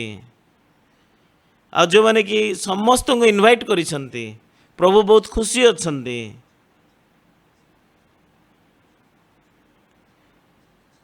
ଆଉ ସମସ୍ତେ ସାହାଯ୍ୟ କରିଲେ ବାକ୍ୟ ପ୍ରଚାର କରିବା ପାଇଁ, ସେଥିପାଇଁ ଧନ୍ୟବାଦ। ମେକ୍ସିକୋ ସହରରେ ଆଉ ମୁଁ ନ୍ୟୁୟର୍କକୁ ଯିବି, ମେକ୍ସିକୋ ପରେ CLF କରିବି। ବହୁତ ବହୁତ ଧନ୍ୟବାଦ। ମୁଁ ଆପଣମାନଙ୍କ ସହିତ ରହିକି ବହୁତ ଖୁସି ଅଛି। ମୁଁ ଆପଣମାନଙ୍କୁ ଆନନ୍ଦିତ ହେବା ଦେଖି ଖୁସି ହେଉଛି। ପ୍ରଭୁ ଆପଣମାନଙ୍କୁ ପ୍ରେମ କରନ୍ତି ଆଉ ଯୀଶୁ ସନ୍ତୁଷ୍ଟ ହେବେ। ଚାଲନ୍ତୁ ମିଶିକି ପ୍ରଭୁଙ୍କର ପ୍ରଶଂସା ଗୌରବ କରିବା। ଆସନ୍ତୁ ଆମେ ପ୍ରାର୍ଥନା କରିବା। ଆମମାନଙ୍କର ପବିତ୍ର ପିତା ପରମେଶ୍ୱର, ଆମମାନେ ପାପ କରିଅଛୁ ଆଉ ଆମମାନଙ୍କର ପାପକୁ ଧୋଇବା ନିମନ୍ତେ ଆମେ କୌଣସି କାର୍ଯ୍ୟ କରିପାରିବୁ ନାହିଁ। କିନ୍ତୁ ଯୀଶୁ କ୍ରୁଶରେ କ୍ରୁଶାର୍ପିତ ହୋଇ ଆଉ ବହୁତ ଆଶ୍ଚର୍ଯ୍ୟ ଆମେ ଧନ୍ୟବାଦ ଦେଉଅଛୁ। ସେଥିପାଇଁ 4 ଦିନ ମଧ୍ୟରେ ଆମମାନେ ବାକ୍ୟ ପରସ୍ପର ବାଣ୍ଟି ପାରିଲୁ। ଆଉ ପ୍ରଭୁ ଆମମାନଙ୍କ ମଧ୍ୟରେ କାର୍ଯ୍ୟ କରୁଅଛନ୍ତି। ପ୍ରଭୁ ତୁମେ ଆମମାନଙ୍କ ମଧ୍ୟରେ କାର୍ଯ୍ୟ କରୁଛ। ପ୍ରଭୁ ଆମମାନେ ଅନୁଗ୍ରହ ମାଗୁଅଛୁ, ତୁମେ ଆମମାନଙ୍କୁ ଆଶୀର୍ବାଦ କରିବ। ଆଜି ଆମେ କନଫରେନ୍ସ ଶେଷ କରୁଅଛୁ ଏ ସ୍ଥାନରେ, କିନ୍ତୁ ଯେପରି ସମସ୍ତେ ସୁସମାଚାର ପାଇଁ ବଞ୍ଚିବେ, ତୁମେ ଏ ସୁସମାଚାରକୁ ପ୍ରଚାର କରିବେ। ଆଉ LAକୁ ଆଶୀର୍ବାଦ କରନ୍ତୁ, ଆମେରିକାକୁ ଆଶୀର୍ବାଦ କରନ୍ତୁ। ଆଉ ପ୍ରଭୁ ଏ ଜଗତକୁ ଆଶୀର୍ବାଦ କରନ୍ତୁ। ଯୀଶୁଙ୍କ ରକ୍ତ ଦ୍ୱାରା ସମସ୍ତେ ଯେପରି ପାପରୁ ମୁକ୍ତ ହେବେ। ଆଉ ତୁମକୁ ଗୌରବ କରୁଅଛୁ ପ୍ରଭୁ। ଆଉ ପ୍ରଭୁ ଯୀଶୁ ଆମମାନଙ୍କ ମଧ୍ୟରେ କାମ କରନ୍ତୁ। ଯୀଶୁଙ୍କ ନାମରେ ପ୍ରାର୍ଥନା ମାଗିଲି, ଆମେନ୍। ବହୁତ ବହୁତ ଧନ୍ୟବାଦ ସମସ୍ତଙ୍କୁ। ଆସନ୍ତୁ ଏହି ସମୟରେ ଆମ ପାଷ୍ଟରଙ୍କୁ ଆମମାନେ ସ୍ୱାଗତ କରିବା।